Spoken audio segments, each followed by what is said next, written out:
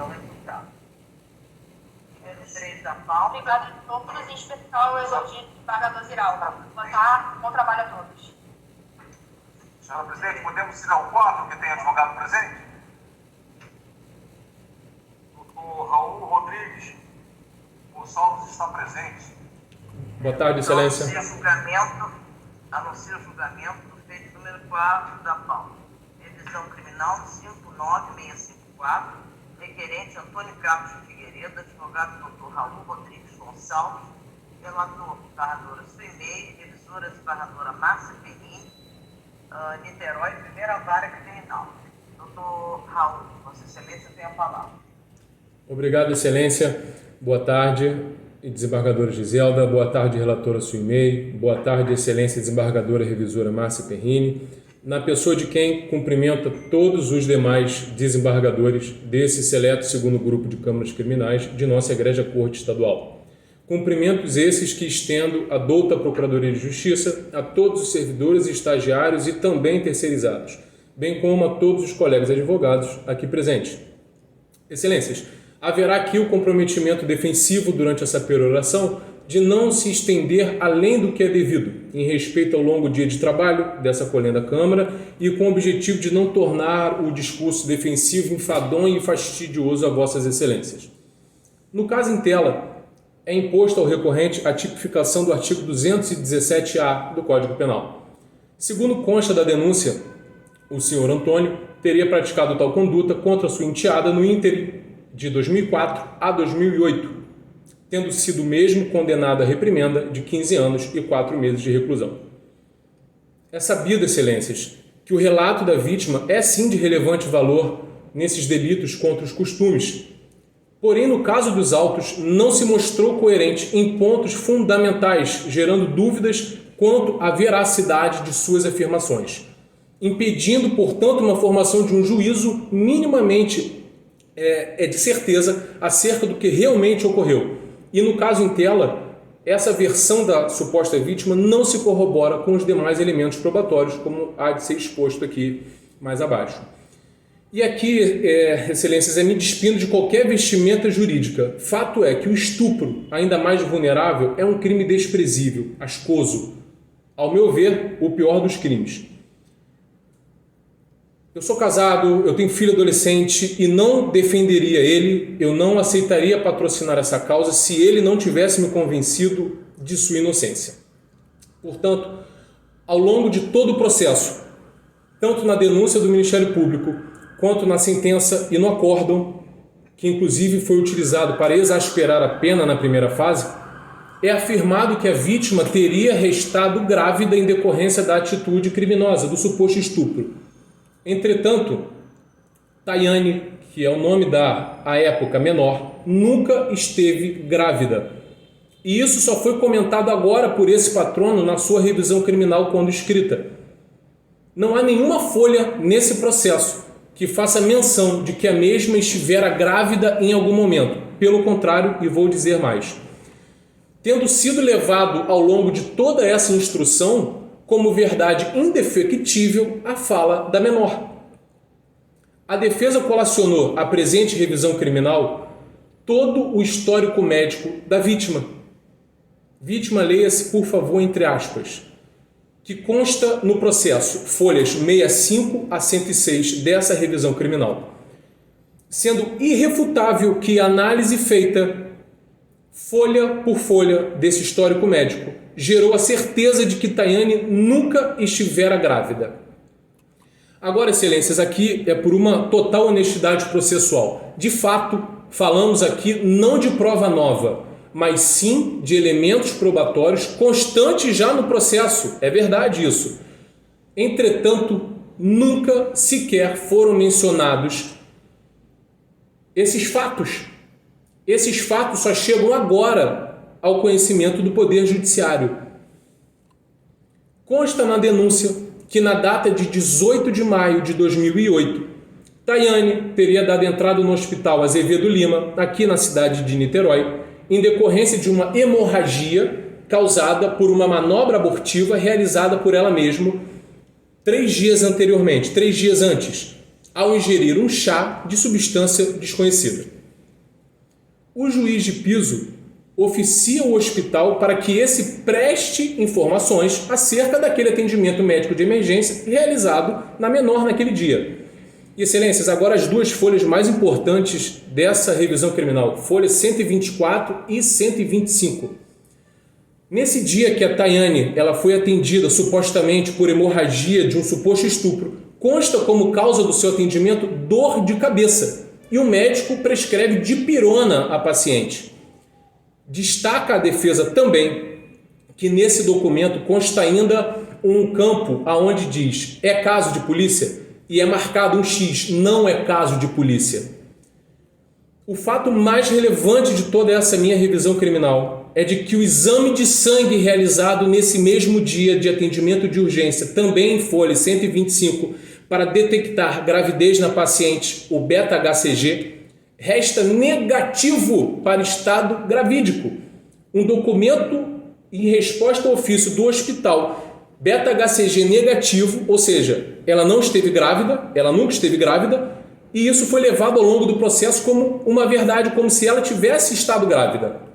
Não é compreensível como essas informações vitais não foram observadas por nenhuma das partes do processo ao longo de todos esses anos. Foi necessário a família contratar um patrono particular para que isso pudesse ser esmiuçado. Ínclitos julgadores, após um aborto completo do feto, um exame de beta-HCG demora em média de 15 a 30 dias para testar negativo. E no texto da revisão criminal, a defesa colacionou 2 links aonde pode ser constatado, porque eu sei que não é conhecimento amplo do público, essa questão é dos hormônios no sangue, é uma questão bastante particular da medicina. Então, essa demora para esses hormônios não serem mais detectados seriam de 15 a 30 dias após um aborto completo. Imagine um aborto decorrente de um chá ingerido de uma maneira totalmente informal, digamos assim. Porém, no caso em tela, 3 dias após o suposto aborto, o exame já resta negativo para a gravidez, o que não deixa vestígio de dúvidas quanto à versão fantasiosa de Tayane quanto à sua putativa de gestação. Temos ainda, corroborando com a tese defensiva, em folhas 71 e 69, teste de doenças venéreas negativo e teste de HIV igualmente negativo. Nas 41 folhas constantes no presente processo, não há em nenhum momento a menção de que Tayane teria sido vítima de crime sexual, sendo que ela possui uma enfermidade de nascença chamada disfunção miccional. E vou me ater aqui a não descrever o que é uma disfunção miccional. Doença essa que gerou inerentes e inúmeros exames, consultas ambulatoriais do seu trato urinário completo, ao longo de toda a sua vida, como consta nos documentos médicos no processo e na revisão criminal. Como bem pode-se depreender de uma análise, mesmo que perfunctória, de tais documentos colacionados. Ela, desde os 4 anos de idade, ela tem essa doença, ela tem essa disfunção e passa por uma série de baterias de exame de sangue, exames ambulatoriais, exames clínicos, exames de imagem. Excelência, o objetivo dessa sustentação oral é provar a inocência do réu pela negativa de autoria, pois uma vez que o principal argumento que a vítima restou grávida daquele estupro, há um exame negativo para estupro, não tem como uma coisa concatenar com a outra. Então, a nossa tese é de negativa de autoria. Porém, entretanto, não sendo esse o entendimento de vossas excelências, requer que ao mínimo seja implementado o princípio do indúbio pro réu aqui, uma vez que para condenar ou manter a condenação é necessário certeza absoluta e sólida como uma rocha. E crê esse patrono sinceramente de coração ter conseguido ao menos trazer essa dúvida nessa breve explanação defensiva. Afinal, excelências, como pode alguém afirmar que em decorrência de crime sexual restou grávida se os exames clínicos, que é uma prova científica, apontam negativo para isso? Pois bem, findada a parte meritória, partiremos para uma sintética explanação sobre a refeitura da dosimetria da pena imposta ao apenado. Novamente, caso não seja o entendimento de vossas excelências pela absolvição do mesmo, do caso em tela, é imputado ao réu a reprimenda de 15 anos e 4 meses, pelo artigo 217-A, acumulado com 226, inciso 2º CP. Permita-me parafrasear rapidamente um trecho do acórdão que ilustra bem contra o que contende a defesa nessa questão processual. Apesar da pena cominada em abstrato ao atual tipo penal 217-A ser maior do que a definida no crime de estupro com redação anterior do 213, que era o artigo vigente à época dos fatos, ao réu será atribuída a pena da nova definição do crime de estupro 217-A, por ser menor que as duas penas somadas em concurso material do 213 com o revogado 214. Nobres julgadores, por favor, com a revogação do artigo 214, pela Lei 12.015 de 2009, nem era para ser cogitado o somatório das penas e concurso material do artigo 69. A sentença veio muito depois de 2009, o acórdão veio muito depois de 2009. O 214 ele já havia sido revogado.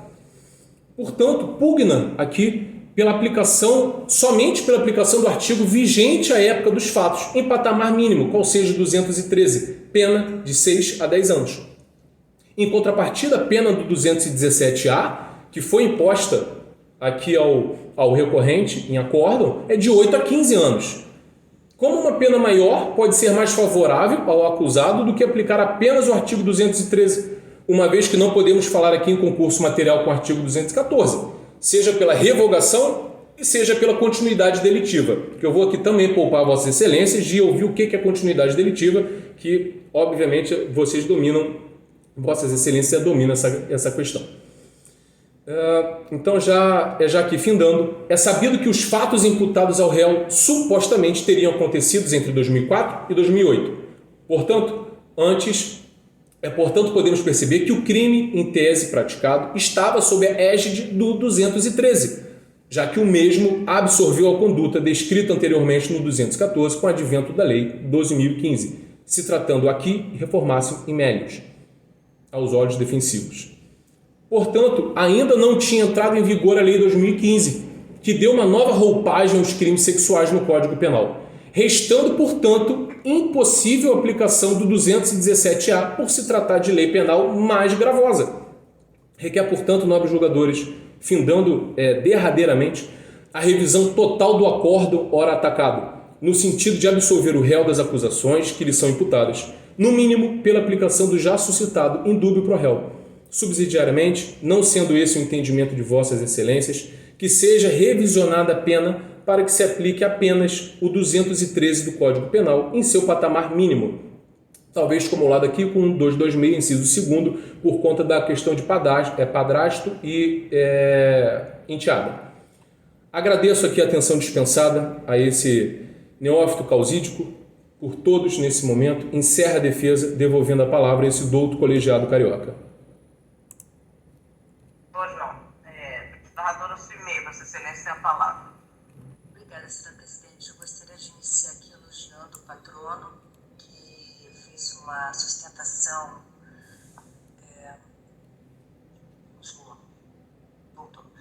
uma sustentação eloquente. Quero parabenizá-lo pela sua desenvoltura aqui na defesa de um caso tão difícil, porque aqui não se trata, estamos em revisão criminal, não bastaria um indúbio pro réu, teria que haver prova da injustiça, do erro judiciário, não é apenas uma dúvida, e dúvida que não há. Eu lembro, senhor advogado, que somente se admite a modificação da decisão transitada em julgado em sede de revisão criminal quando o decisório OVJ contrariar expresso texto de lei a evidência dos autos ou quando se fundar em prova comprovadamente falsa, ou ainda quando, após a sua provação, surgirem provas novas a indicar a inocência do acusado, do condenado, ou diminuição da reprimenda. Em caso, como nós podemos perceber aqui da brilhante sustentação, sob a premissa de que a condenação não analisou devidamente o conjunto probatório, pretende a defesa rediscutir a matéria já analisada, sem trazer ao processo qualquer prova nova.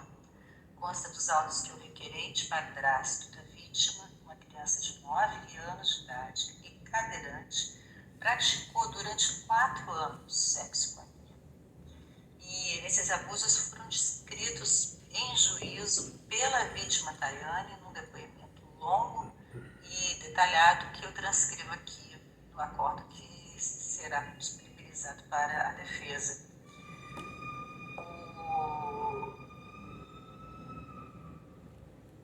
Também tem aqui o depoimento de sobrinha do recorrente, informante Raíssa, no mesmo sentido. E o acórdão, ele confirmou a sentença condenatória analisando meticulosamente a questão relativa à prova técnica, aos laudos que vieram aos autos.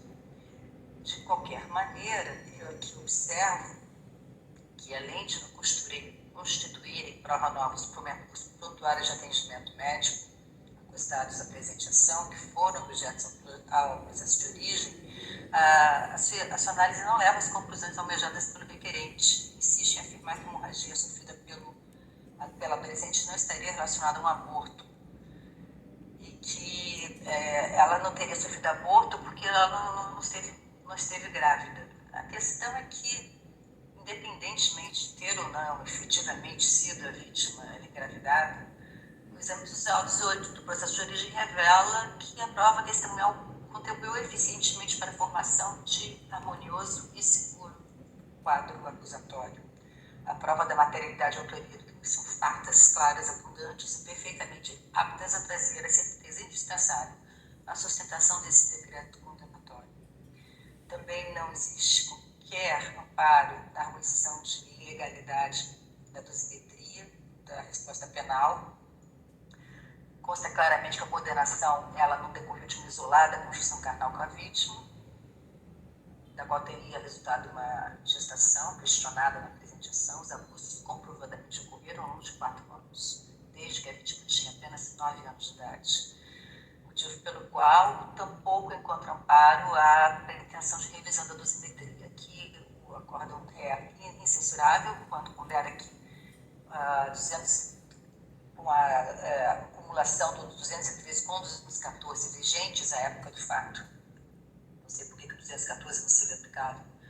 Atentado violento ao pudor e estupro, quer dizer, ato de vítima dos diversos. Porque foi absolvido. Estupro era o ato. Será que é por isso? Carnal, propriamente dito. E o acórdão reduziu a pena que tinha sido estabelecida na sentença monocrática de 18 anos para 15 anos de reclusão.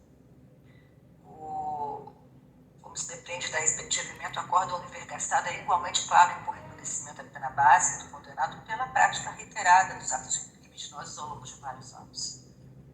Então, resumidamente por esses fundamentos, senhora presidente, meu voto é no sentido da improcedência total do pedido revisional. Pois não. Desembargadora Max. Eu acompanho a relatora, só salientando que aqui o que pretende realmente a defesa é revolvimento de toda a prova que foi coletada em sede judicial.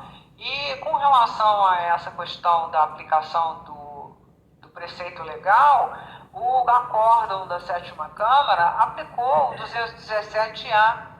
Então não há qualquer motivo para que se reveja a decisão que já transitou em julgado. Estou votando igualmente no mesmo sentido da relatora, pela improcedência. Presidente, estou acompanhando a relatora. Desembargador Paulo Rangel. Estou acompanhando integralmente a relatora, senhora presidente. Desembargador Ziraldo. Com a relatora, presidente. Desembargador Roboreto. Com a relatora, presidente.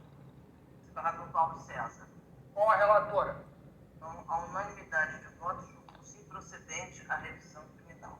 É o resultado. Obrigado, excelência. Um bom dia de trabalho a todos. Tem advogado presente? 3 ainda não, excelência. Podemos ir aos